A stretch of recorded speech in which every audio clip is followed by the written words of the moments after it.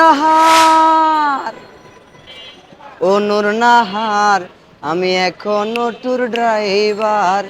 ও নূর নাহার, আমি এখনো tour driver.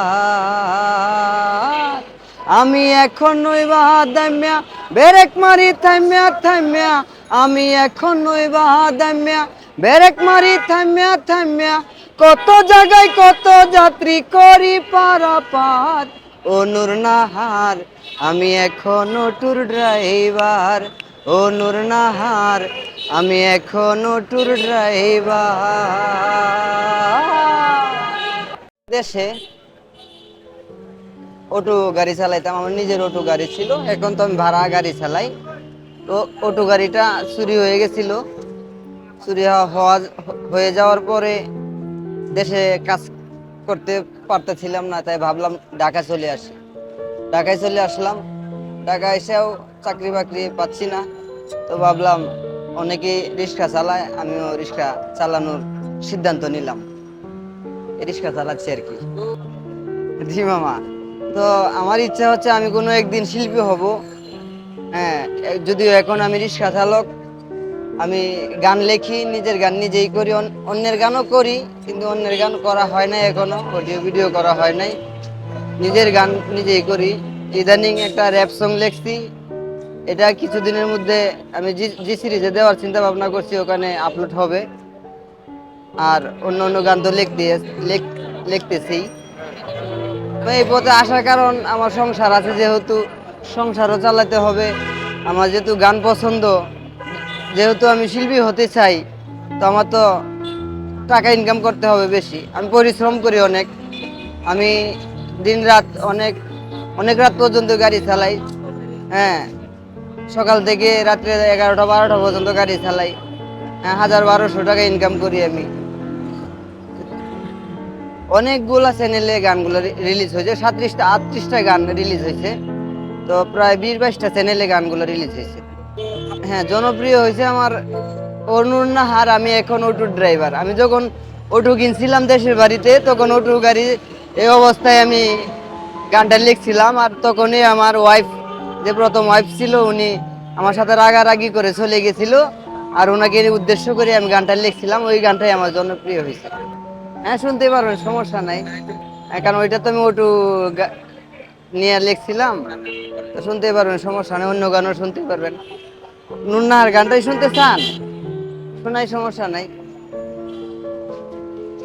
ও নূর নাহার, ও নূর নাহার, আমি এখনো ট্যুর ড্রাইভার। ও নূর নাহার, আমি এখনো ট্যুর ড্রাইভার। আমি এখনোই বাদাম্যা বেরেক মারি থাম্যা থাম্যা। আমি এখনোই বাদাম্যা বেরেক মারি থাম্যা থাম্যা। কত জায়গায় কত যাত্রী করি পারাপার। ও নূর নাহার, আমি এখনো ট্যুর ড্রাইভার। ও নূর নাহার, আমি এখনো ট্যুর ড্রাইভার। আমার সবচেয়ে ভালো লাগার গানটা হচ্ছে, সবচেয়ে সুন্দর বা ভালো লাগে যেটা, আমি আশায় রইলাম কবে তুমি ভালোবাসি বলবে। অবশ্যই মামা, শোনাবো, শোনাবো না কেন। আমি আশায় রইলাম কবে তুমি ভালোবাসি বলবে।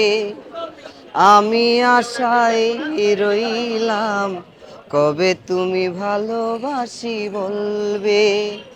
তুমি বলার সাথে সাথে আমারই আকাশেতে নিবে থাকা তারাগুলো জ্বলবে। কবে তুমি ভালোবাসি বলবে। আমি আশায় রইলাম কবে তুমি ভালোবাসি বলবে। হয়েছে মামা, অনেক বাধা সৃষ্টি হয়েছে। আমার পরিবার তো টোটালি নিষেধ করতো, কারণ এই জন্য নিষেধ করতো যেহেতু গান করতে টাকা খরচ হয়। হ্যাঁ, আর সারাক্ষণে আমি মগ্ন হয়ে থাকি গানের মধ্যে। রাত্রেও গান লেখি, অনেক সময় দেখা যায় রাত্রে 3টা 4টা বাজে ঘুম থেকে উঠেও গান লেখি। যেহেতু গানটা সবসময় আমার, টয়লেটে গেলেও আমার গান, মানে, হ্যাঁ, এই জন্য অনেক বাধা বিঘ্ন বা অনেক খারাপ মনে করে, যেহেতু আমি ভাইরাল হতে পারি নাই এখনো পর্যন্ত, তো খারাপ তো মনে করবে, শুধু টাকায় খরচ করে যাচ্ছি। এই গান করার জন্য ঢাকা চলে আসছি, রিক্সা চালাইতেছি, টাকা উপার্জন করে যেন আমি টাকা খরচ করে ভালো গান করে ভালো গান উপহার দিতে পারি মানুষকে। পরিবার একটু বাধা দেয় আর কি। তারপরেও আমাকে পরিবার অনেক ভালোবাসে, অনেক সাপোর্ট করে। হ্যাঁ, পড়ছি। কারণ আমলিক থাকাকালীন সময়ে যেহেতু আমি কোনো পক্ষে কথা বলতে চাইছিলাম না, যেহেতু বলছেন, হ্যাঁ, অনেক সময় দেখা গেছে ওই পর্দাটা বাদ দিয়ে দেন। বাম্মা আছে, আমার 3 ছেলে, আমার ওয়াইফ আছে। আমার আমার লাস্ট পরিকল্পনা, আমি কোনো একদিন সিঙ্গার হতে চাই। শুনছি, ছোট থেকে শুনছি, মুরব্বীদের মুখে শুনছি, বড়দের মুখে শুনছি, চেষ্টা যদি ইচ্ছা যদি সঠিক হয় তবে ইচ্ছা পূরণ হয়। তো আমার ইচ্ছা, আমি শিল্পী হতে চাই। আমি কষ্ট করি, টাকা উপার্জন করব, যেন শিল্পী হতে পারি, হওয়ার চেষ্টা করতেছি।